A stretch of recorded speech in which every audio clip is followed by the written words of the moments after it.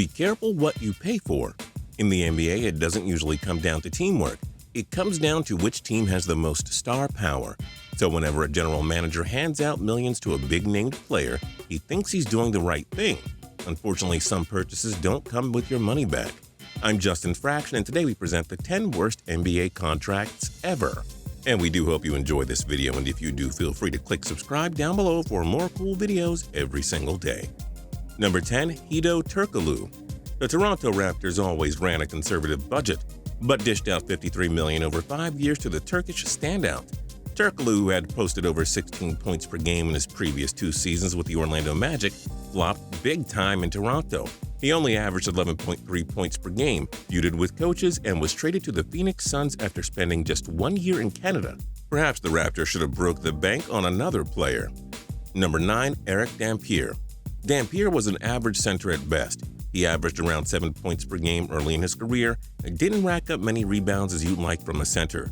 Nonetheless, the Dallas Mavericks gave him a 7-year contract worth $73 million in 2004 after a career year. Dampier was, well, that's why he's on our list. He never averaged more than 9.2 points per game in a season with Dallas.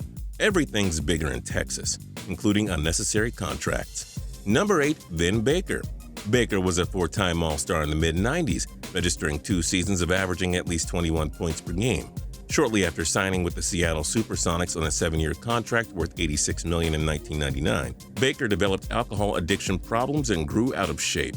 He quickly fell off his superstar form and didn't come close to those 20 points per game again. After leaving Seattle, he played for 4 other clubs before retiring. Number 7. Allen Houston.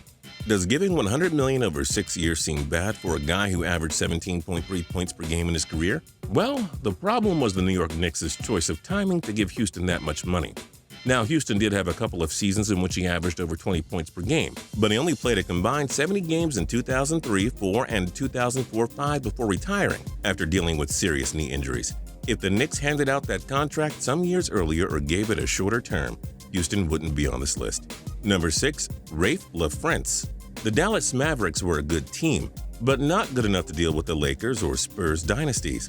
Desperate to add another standout, the Mavs signed LaFrentz to a 7-year, $70 million deal in 2002. This was a guy who never averaged more than 14.9 points in a season.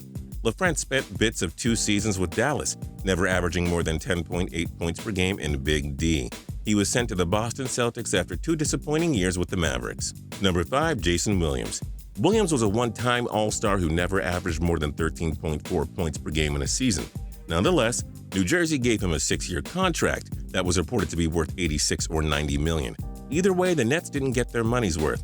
Williams broke his leg during a collision with teammate Stephon Marbury, and it effectively ended his career. He was only in year 1 of the contract, too. So yeah, just too much money straight up. Number 4. Gilbert Arenas. You know Arenas was a pretty good player, so the Washington Wizards' choice of giving him a 6-year, $111 million contract in 2008 was justified. After all, he did average over 25 points per game 3 times earlier in his career. But Arenas wasn't the same after signing the contract. He suffered a string of injuries and played just 34 total games in 2009 and 10. Arenas couldn't stay healthy and was out of the NBA after the 2011-12 season. You can't blame Washington, since you can't predict injuries, but it was a bad contract, period. Number 3. Rashard Lewis. Lewis had 3 seasons of averaging over 20 points per game under his belt, and he got a big payday from the Orlando Magic.